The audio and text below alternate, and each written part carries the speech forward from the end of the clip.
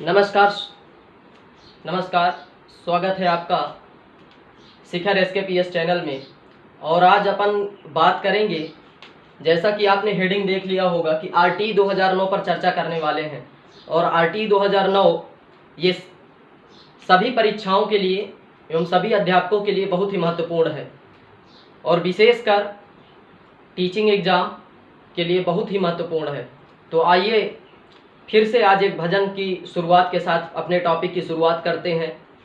एक छोटी सी कड़ी है कि जिसके हृदय में राम नाम बंद है, उसको हर घड़ी आनंद ही आनंद है। जिसके हृदय में राम नाम बंद है, उसको हर घड़ी आनंद ही आनंद है। अरे जिसको मिल गया राम का सहारा, जिसको मिल गया है राम का सहारा, अरे उनकी रजा में ही सबकी रजामंद है।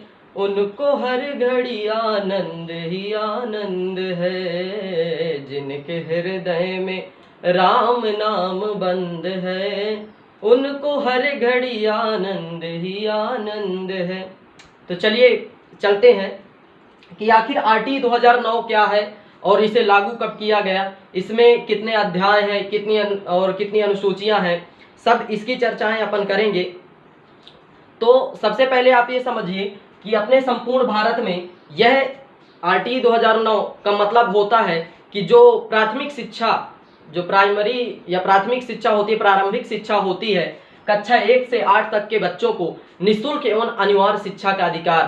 पहले ये आपका अधिकार नहीं था, यह मात्र लिखा हुआ था कि ये आपका अधिकार होगा। लेकिन सन 1 अप्रैल 2010 से संपूर्ण भारत में यह लागू कर दिया गया कि RTE 2009 के तहत कि निःशुल्क एवं बाल शिक्षा अधिकार अधिनियम 2009, ये सभी बालक जो है निःशुल्क शिक्षा प्राप्त कर सकते हैं। प्रारंभिक शिक्षा कक्षा 1 से 8 तक या क्लास 1 से लेकर 8 तक सभी गवर्नमेंट विद्यालय में क्या कर सकते हैं, निःशुल्क शिक्षा प्राप्त कर सकते हैं। तो सबसे पहले आप ये समझिएगा कि लोकसभा में, कब? लोकसभा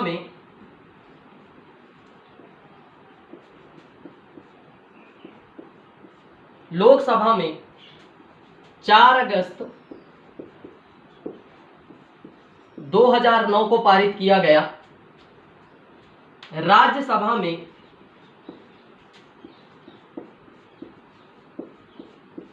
20 जुलाई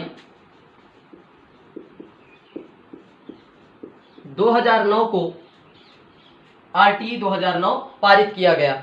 अब सबसे बड़ी बात यह है कि RTE 2009 में कितने अध्याय हैं, कितनी अनुसूचियां हैं, कितनी धाराएं हैं। तो मैं आपको बताना चाहूंगा कि RTE 2009 में 7 अध्याय,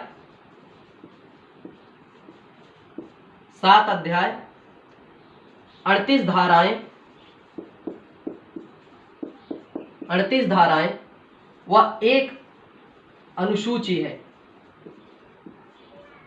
इसका जो उल्लेख है, और आपको सबसे प्रथम इसमें यह बात ध्यान रखना है कि RTE 2009 में 1 अप्रैल 2010 से 1 अप्रैल, यह तारीख आपको बहुत ही इंपॉर्टेंट तारीख है कि 1 अप्रैल 2010 से संपूर्ण भारत में लागू कर दिया गया से संपूर्ण भारत में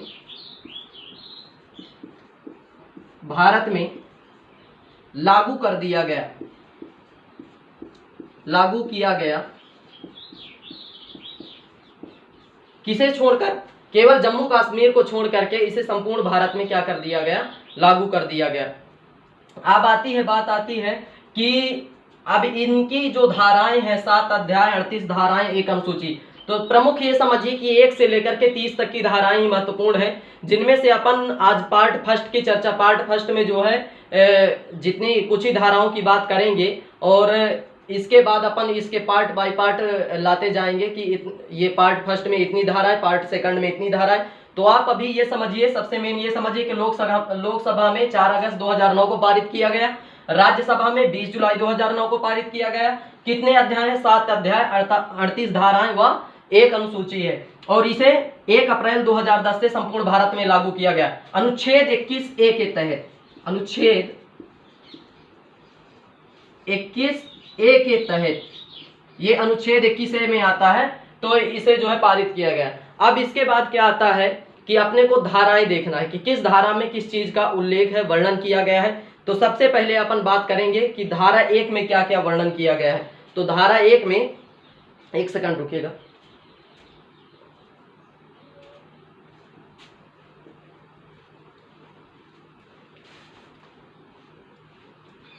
आज कुछ ही धाराओं की अपन बात करेंगे कि कुछ ही जिसमें से धारा 1 और अध्याय जो है 1 में धारा 1 व धारा 2 है ना, धारा 1 धारा 2 का वर्णन किया गया है। तो पहले अपन धारा 1 का बात करेंगे। तो धारा 1 जो है, तो धारा फर्स्ट में क्या किया गया है, धारा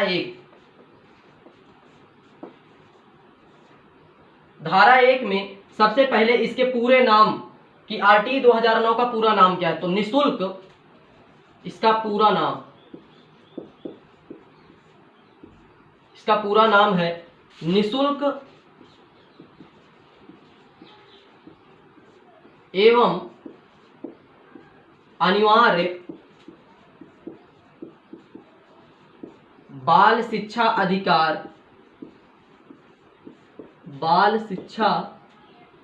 अधिकार अधिनियम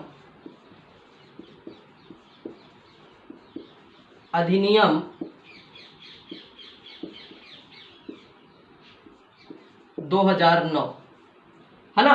तो ये इसका पूरा नाम हो गया। सेकंड में किया गया है कि लागू इसको कब किया गया। तो लागू कब किया गया, संपूर्ण भारत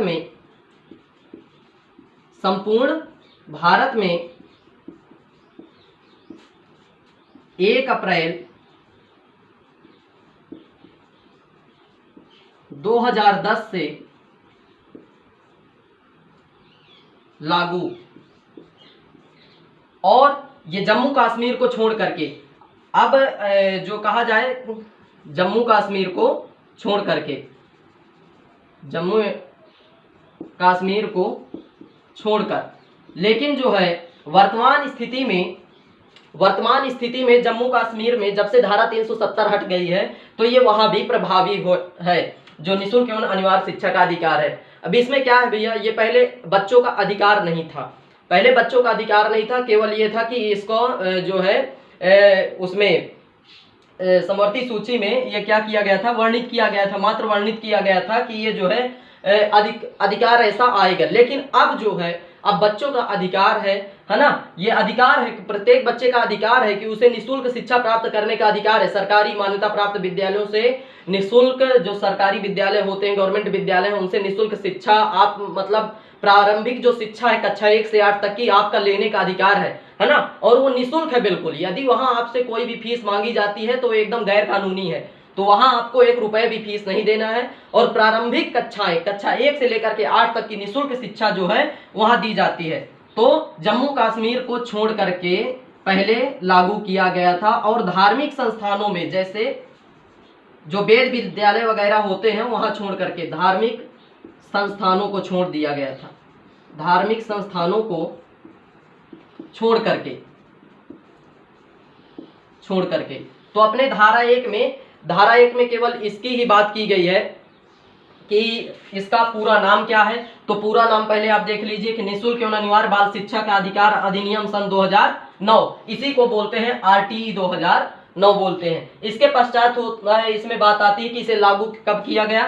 तो फिर से आप लोग देख लीजिए कि संपूर्ण भारत में 1 अप्रैल 2010 से लागू है। जम्मू कश्मीर को छोड़कर पहले लागू हुआ था, लेकिन धारा 370 हटने के बाद ये जम्मू कश्मीर में भी प्रभावी हो गया। और धार्मिक संस्थानों को भी छोड़ दिया गया था कि धार्मिक संस्थानों में इसकी जो है निःशुल्क नहीं रहेगा। अब इसके बाद आता है आपका कि धारा 2 है ना, धारा 2 की अपन बात करेंगे कि धारा 2 में क्या आता है। तो धारा 2 में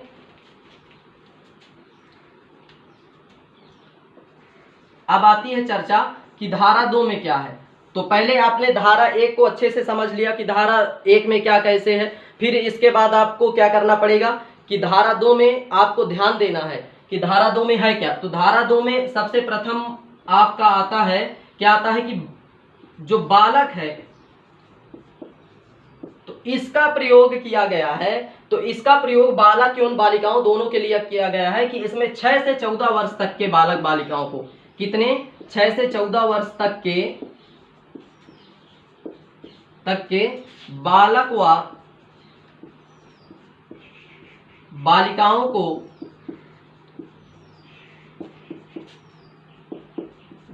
को निःशुल्क शिक्षा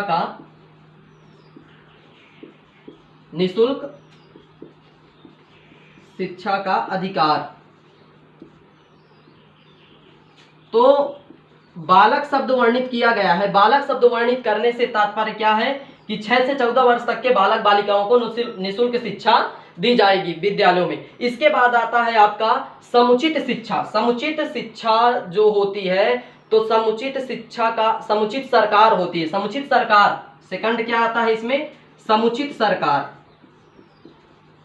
आप समुचित सरकार की जब बात आएगी तो समुचित सरकार शब्द यहाँ आता है, वर्णित है धारा 2 में। तो समुचित सरकार का अर्थ है राज्य एवं केंद्र दोनों मिलकर के इसका क्या करेंगे, क्रियान्वयन करेंगे। तो राज्य केंद्र और राज्य दोनों मिलकर के इसे क्या करेंगे, चलाएंगे, है ना। इसके बाद आता है आपका अनुवीक्षण। थर्ड आता है क्या, अनुवीक्षण। अनुवीक्षण।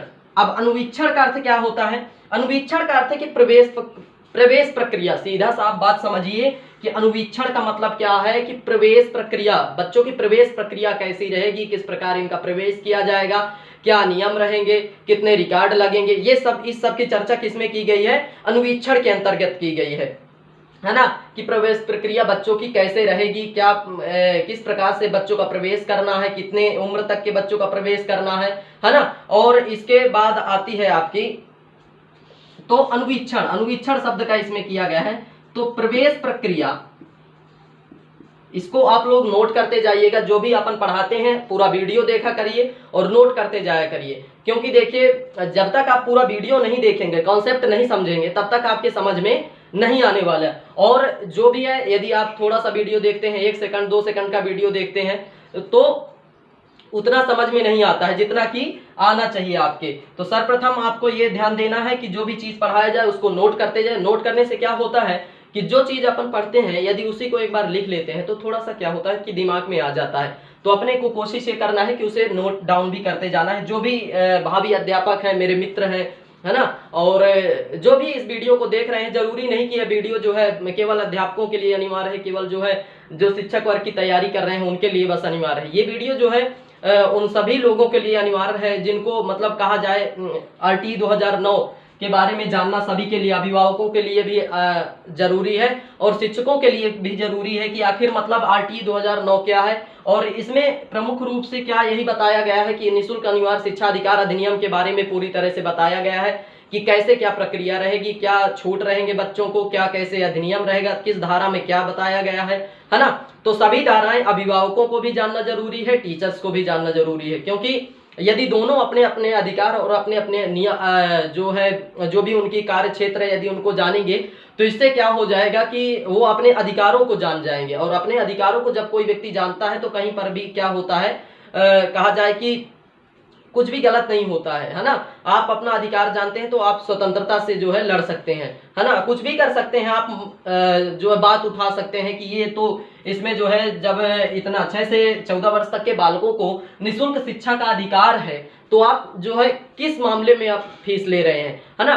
कुछ विद्यालयों में होता है कि कैपिटेशन फीस के नाम पर के फीस ली जाती है। तो कैपिटेशन फीस ही अवैध फीस होती है। इसमें आप यदि कहीं भी कैपिटेशन फीस या बच्चों का इंटरव्यू, माता पिता का इंटरव्यू होता है, ये बिल्कुल अवैध है। इसको जो है शिक्षा के अधिकार अधिनियम में बिल्कुल अवैध बताया गया है। और यदि आपसे कोई इस प्रकार की बातें या मांग घोषित करता है या कैपिटेशन फीस के नाम पर आपसे पैसे लेता है तो ये एकदम अवैध है। वहां जो है आप प्रवेश मत दिलाइए, है ना, क्योंकि लाखों लाखों रुपए कैपिटेशन फीस के नाम पर ले ली जाती है। और तो इसमें अपन बात कर रहे थे अनुवीक्षण। तो अनुवीक्षण शब्द का अर्थ क्या होता है कि प्रवेश प्रक्रिया बच्चे की कैसी हो, है ना, प्रवेश प्रक्रिया कैसी हो। इसके पश्चात, है ना, तो आपके ये 3 पॉइंट इसमें आ गए और धारा 1 में आपको बता दिया गया कि धारा 1 में बताया गया कि कब लागू किया गया है ना, उसका पूरा नाम क्या है, आरटीई 2009 का। बहुत ही इंटरेस्टेड टॉपिक है, यदि आप जो है सभी पार्ट को इसको देखेंगे तो बहुत ही इंटरेस्टेड टॉपिक है। मैं पार्ट बाय पार्ट इसके लाता जाऊंगा और आप जो है निरंतर मेरे पूरे वीडियो को एक कहा जाए कि पूरा वीडियो देखें और चैनल को लाइक करें, सब्सक्राइब करें, जिससे जो है क्या होता है कि जब आप लाइक सब्सक्राइब करते हैं, सब्सक्राइबर बढ़ते हैं। वैसे आप लोगों का सहयोग काफ़ी अच्छा रहा, मेरे सब्सक्राइबर भी दिन प्रतिदिन बढ़ते जा रहे हैं और यदि आप इसी तरह सहयोग करते रहेंगे तो प्रत्येक एवरी टॉपिक का आपको जो है वीडियो यहाँ उपलब्ध कराया जाएगा और इतनी सरल भाषा में कराया जाएगा कि एक छोटे से छोटा मतलब कहा जाए कि कोई भी व्यक्ति देखेगा तो उसके समझ में तुरंत आ जाएगा। धन्यवाद आपका जो है शिखर SKPS चैनल में जुड़ने के लिए हृदय से धन्यवाद। और यदि आपको लगे कि हाँ इस वीडियो में कुछ है और कुछ मतलब आपको वीडियो के माध्यम से मिल रहा है तो कृपया चैनल को सब्सक्राइब करें और आगे भी आपको इसी तरह के वीडियो मिलते रहेंगे और शानदार भक्ति गीत के साथ, कभी जो है कहा जाए कि मोटिवेशन के साथ आपको मिलता जाएगा। तो इस प्रकार से आपको वीडियो मिलते रहेंगे, कभी जो है ऐसा नहीं है कि आपको वीडियो आना बंद हो जाएंगे, अब ये वीडियो लगातार आपके आते रहेंगे। धन्यवाद।